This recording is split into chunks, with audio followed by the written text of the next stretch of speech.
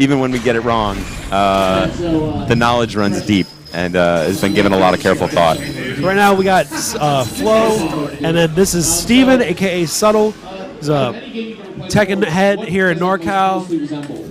Probably one of the best we have here in NorCal. And Floe is also, again, no slouch in Tekken. These guys are, you know, whatever. I think Team Capcom so far has pretty much represented all around heavy hitters. They just play a lot of games, and they are good fighting game players.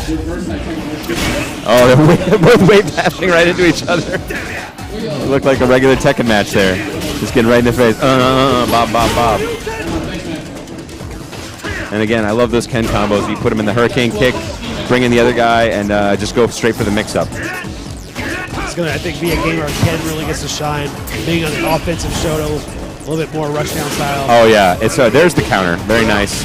Puts him in the air. And one note for the charge characters, if you're worried they're going to be disadvantaged in this mess, they're actually A-okay. As soon as you hit the tag, that was old school dirty, it's rocket foot throw. As soon as you hit the tag, you are able to begin charging, and the character will auto-run to the position on the screen. Oh, nice. So you're always able to have a charge move queued up when you get onto the screen, so that won't be an issue for them. That was standing forward, I think, from Ken there. Overhead roundhouse. You can do things like hell sweeps with Kazuya, so those are hitting low. Tag cancel that into Ken. Go for the overhead while those are hitting low. Very, very difficult to block.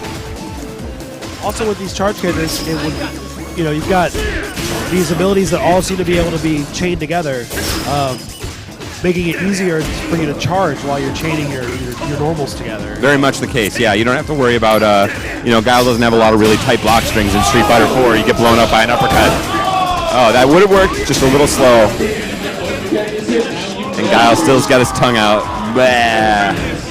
I love those goofy pauses. Yeah, so we got a little Dino Crisis love from the Capcom side, and then maybe your friendly Velociraptor in the background there. He's on the left side. Yeah, I think we saw him over there. We had Dino Crisis nod to Roger from Tekken, the kangaroo. There we go. Bang. There's the counter. And again, the Tekken character is a little more vulnerable. There you saw him. He's able to chain. He actually went from strong into jab, which was not a chain so much as it's just he had time to juggle him in the air. So it was just a strong, and then it ended, and he did jab. And still had him juggle. Little camera angle on the traditional throw. Keeps it a little spicy. Yeah, it looks like you guys are experimenting a little bit with camera angles. Yeah, just have a little fun. Why not? You've seen that throw animation enough. Why not watch it from a fun new angle? It makes the action a lot more dynamic. It does. It really does keep that sense of speed and sort of like fear. I've even had people comparing this to Mortal Kombat in that sense. Actually, Ed Boon came by the booth to check out Street Fighter Cross Tekken at E3, and that's how I was describing. There we go. We said that was the overhead I was describing earlier, but that's how I was describing it to him earlier. I was like, oh, it's kind of like MK, where just throw stuff out, it's going to juggle, you know. Oh yeah. So, and when you get like an anti-air jumping punch in MK, and then you can juggle them on the ground with anything you want. Same thing here. Tekken, you obviously don't get too many air-to-air conflicts that end in a juggle. Or if you did, I haven't seen that match. Or maybe if you saw that, that was me. I suck and I jump in Jump Tekken. a lot, yeah. I like to jump a little bit in Tekken. I like to play. I played Hwoarang, and I always used to. You could be tricky. Yeah, I always like to do the jumping 3-4-3 combo. Like I always thought that was the cool thing to do in Tekken 3. Yeah, it seems cool, except I do it like every single time, and then it's not really as tricky anymore. Right. See, there we go. Having fun with Marvel. There's the wave dashing right up there.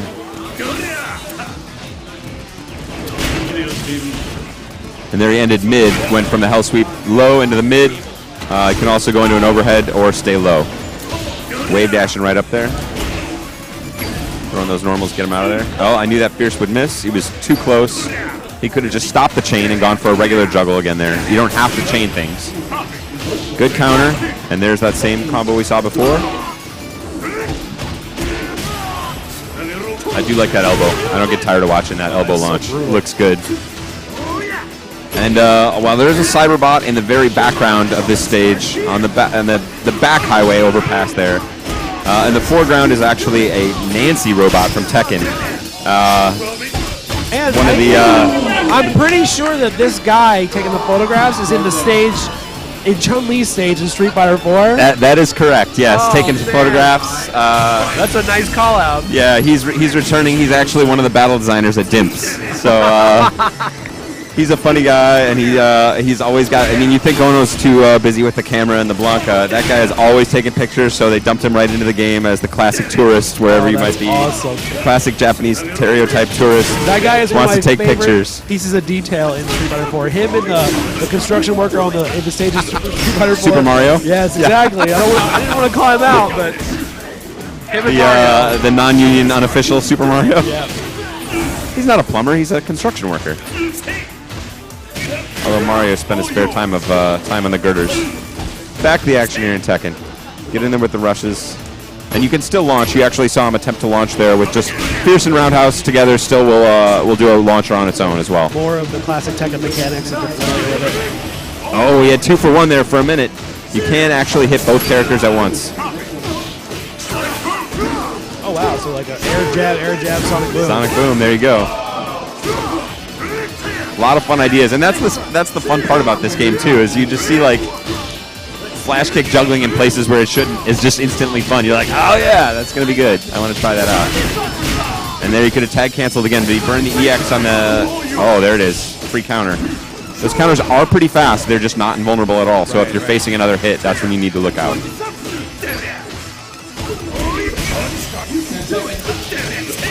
And this could be the end of Kazuya. Will he tag him out? No, it goes right back hard at him. He could close it out here with the super. No, he just did a single sonic boom. He didn't have enough for the super. And who's it going to be? Yes. Subtle had more total life. More total life on Team 2 for Subtle.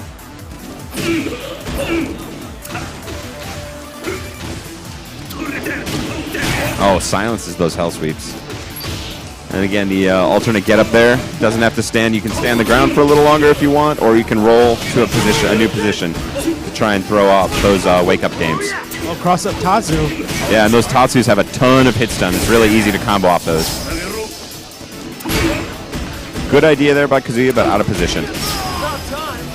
Oh, all the time in the world for Ken, but he still just did the boring combo. He had plenty of time to jump into the air and do air hurricane kick and then combo again from the ground. Those are my favorites. I've got a triple air Tatsu combo. Tag canceling between Ryu and Ken. The other thing that's... Oh, you saw that? Oh, wow. Blew him up. Explain what just happened there. He tag canceled. You got them both. As you say, you can pop both characters just like you're calling in an assist. It's basically possible. They do take a damage